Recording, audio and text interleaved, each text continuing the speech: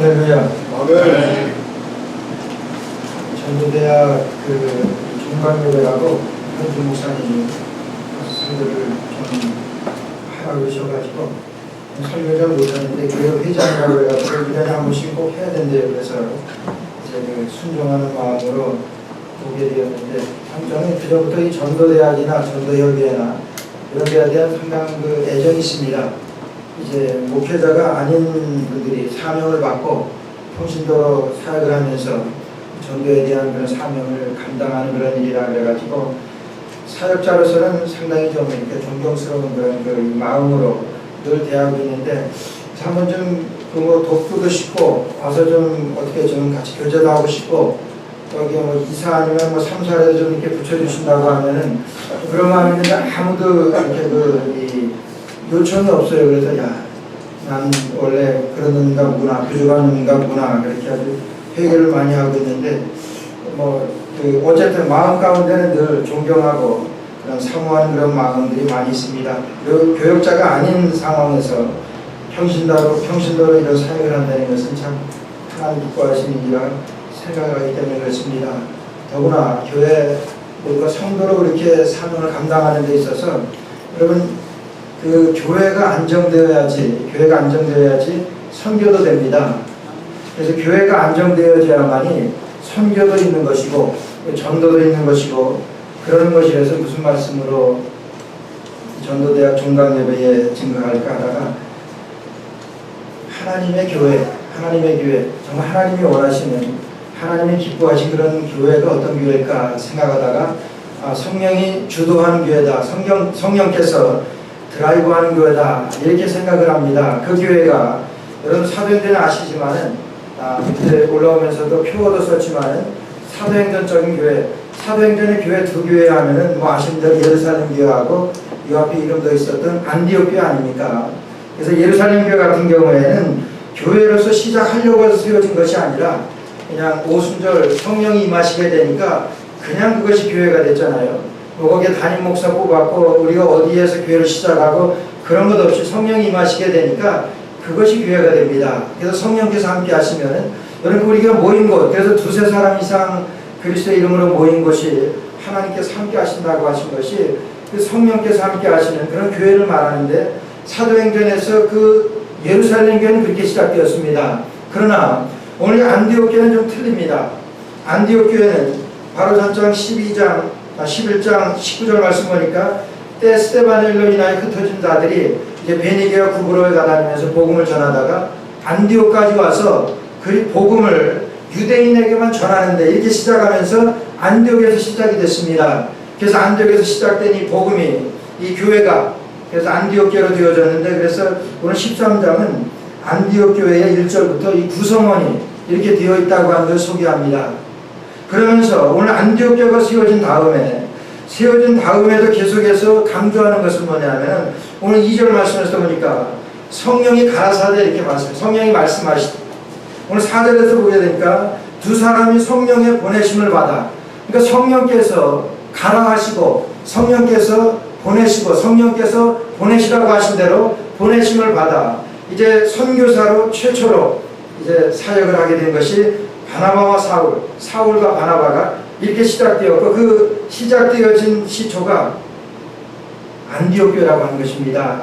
그래서 안디옥 교회는 오늘 말씀에 쓰는 것 같이 성령이 주도하는 교회, 성령이 주도적인 그런 교회가 이 안디옥 교회였습니다. 그래서 우리가 그런 성령이 주도적인 그런 교회를 우리가 이루어야지 우리가 정말 전도도 되고 선교도 되고 우리가 정말 봉사도 헌신도 우리가 교회가 안정되어야만이 그런 안정된 교회, 이 안디옥 교회 같은 교회가 되어지는 것이 성령이 주도해가는 교회입니다. 성령이 드라이브해가는 성령이 주도적인 그런 교회라고 하는 거예요. 그래서 그런 교회가 어떤 교회일까 생각하다가 여러분이 말씀에서 몇 가지로 성령이 주도하는 교회가 어떤 교회라고 하는 것을 말씀에서 몇 가지 생각해 봤습니다. 그래서 말씀을 증거하기 전에 우리 김영환 이사님이 종강예배는 짧게 하는 거야 그러시더라고요. 저도 잘 아는데 거기에 강조까지 하시니까 이거 어떻게 더 짧게 할까 이게 걱정이 앞섭니다. 성령이 이끄시는 교회는요. 그래서 첫째는 지도자와 회중이 같은 꿈을 꿔야 된다고 하는 거예요. 지도자와 회중이 여기서 지도자는 바나바와 사울입니다. 바나바와 사울이고 회중은 여기 안디옥 교회 선지자들과 교사들이 있으니 바나바와 니게라는 시므온과 구레네 사람 루기오 이렇게 해서 거기에 주가 되는 이 멤버를 지금 소개하는 거예요.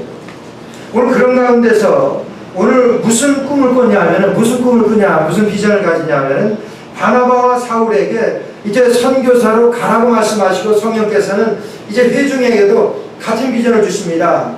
성령이 시키시는 일을 위하여 바나바와 사울을 따로 세우라고 하는 것은 그 두 사람을 선교사로 파송하라고 하는 거예요. 근데 잘 생각해 보세요. 지금 교회가 시작된 지도 얼마 안 되고 바로 전장 12장에 보게 되니까 스데반의 일로 인하여 흩어진 자들이 모여서 된 것이 안디옥 교회입니다.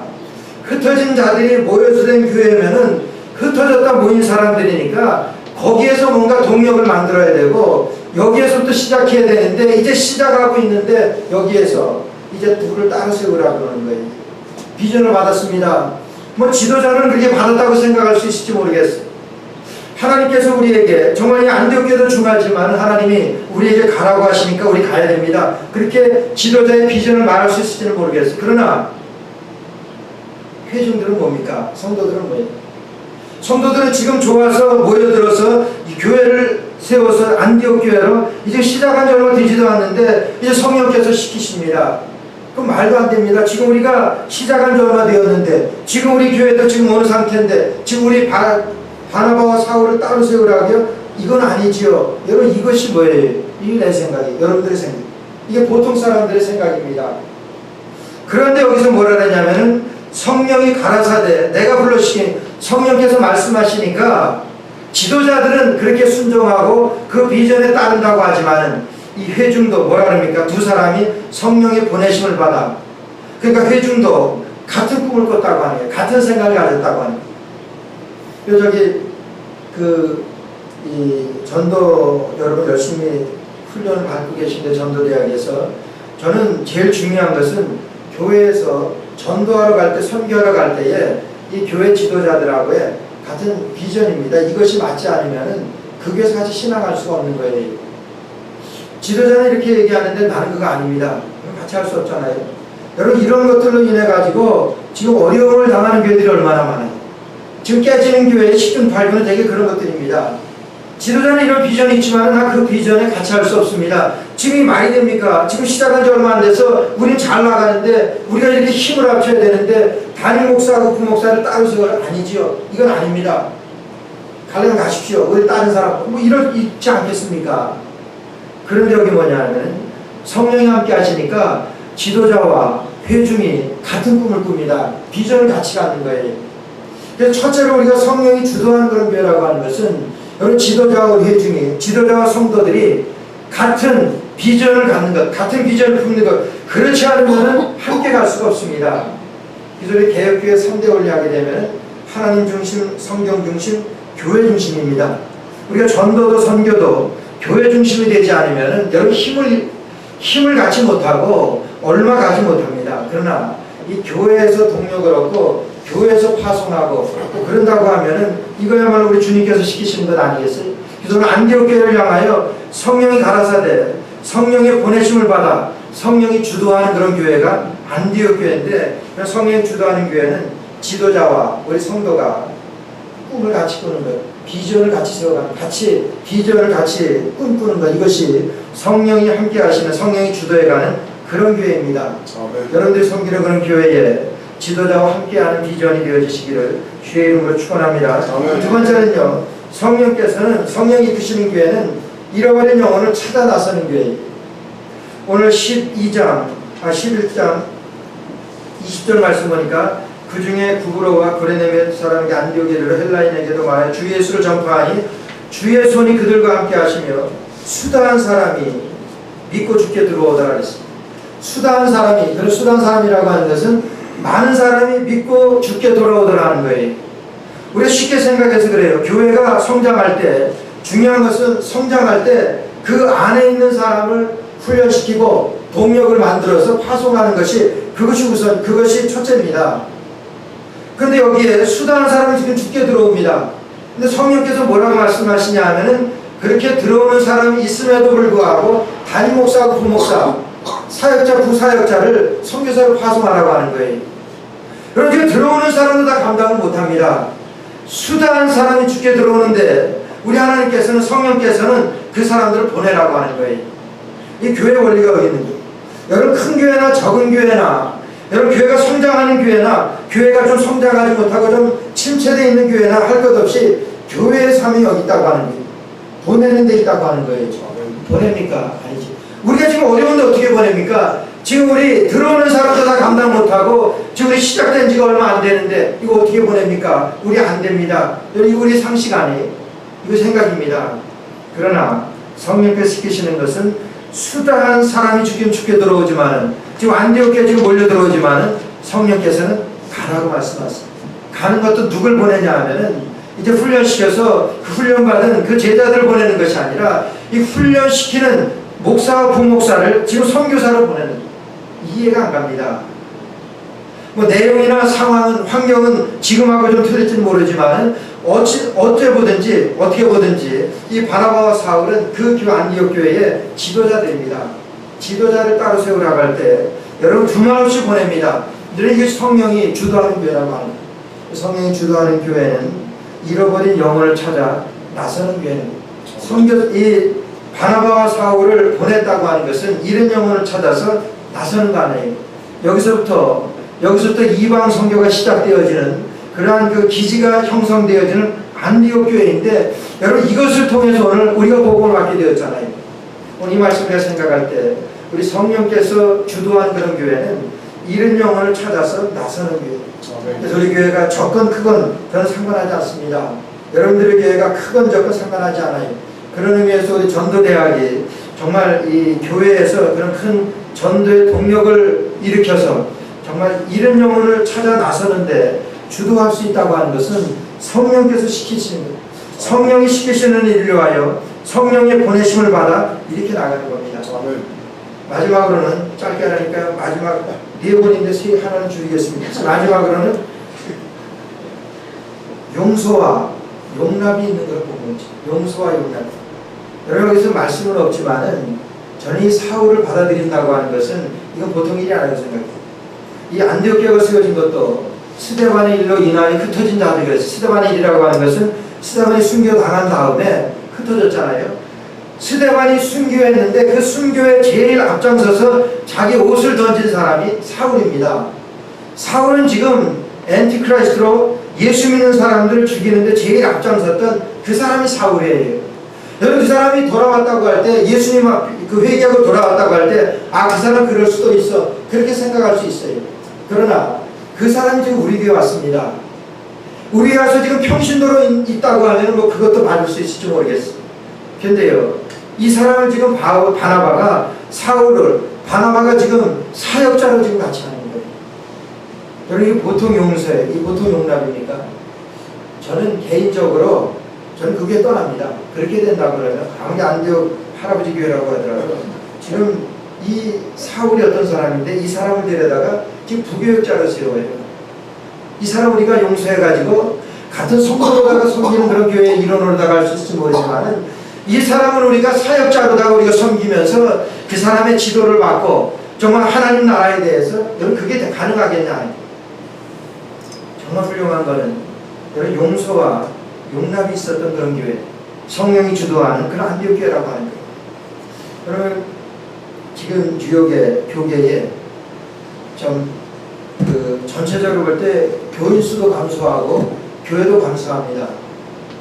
그리고 요 사이만 하더라도 정말 좀 크다고 하는 그런 교회들이 왜 이렇게 어려움을 당하고 있는지 몰라요. 여러분 들어가 보세요.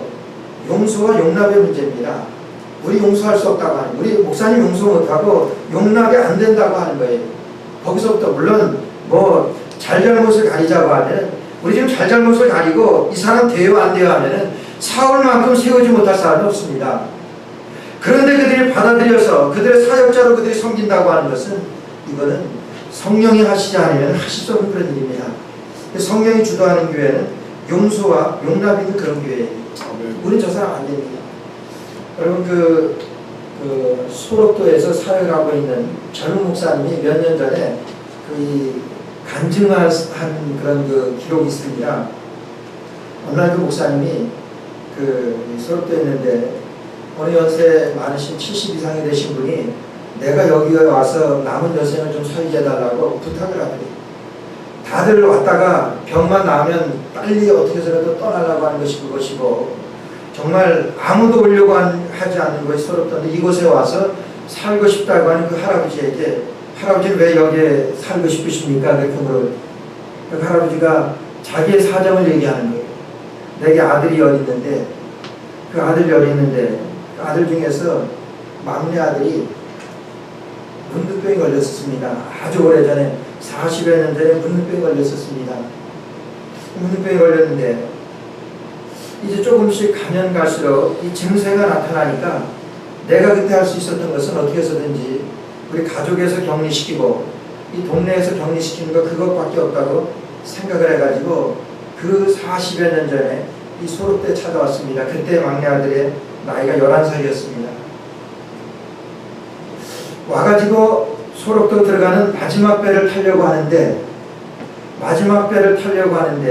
거기서 왔던 배가 들어가는데 거기에서 내리는 사람 중에 문둥병 환자 몇을 보는데 귀가 잘려나가고 팔이 떨어져 나가고 코가 문드러진 그런 문둥병 환자들을 보는 순간에 자기가 이건 아니다 싶어요.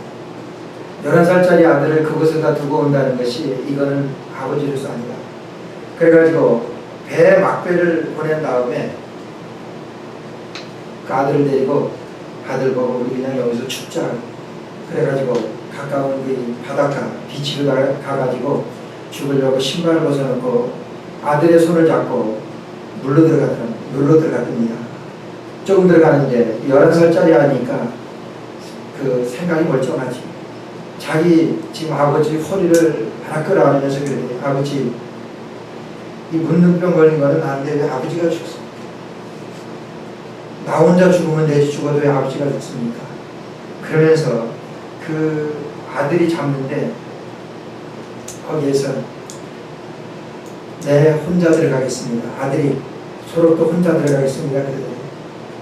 그래서 아들 말 듣고 자살하려고 하다가 뒤돌아서 가지고 하룻밤 그곳에서 자고 그 다음날 자기는 돌아오고 아들은 그냥 배에 태워서 소록도로 그냥.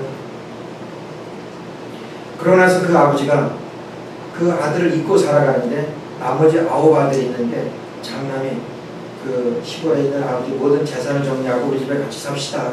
그래서 다 정리하고 서울에 있는 아들에게 큰 아들에게 가서 사는데 한 몇 달 지나니까 아버지 저만 아들입니까? 저만 아들입니까? 그렇지. 그 2번째 아들한테 가니까 2번째 아들도 그러더래요. 그래서 이건 아니다 생각하면서 나왔는데 마지막 아들 집을 나왔는데 그때가 40년이 지나니까 그래가지고 40년이 지나가지고 그 소록도를 찾아와서 지금 그 목사님에게 여기서 살겠습니다. 여기서 내가 아들을 만났거든요.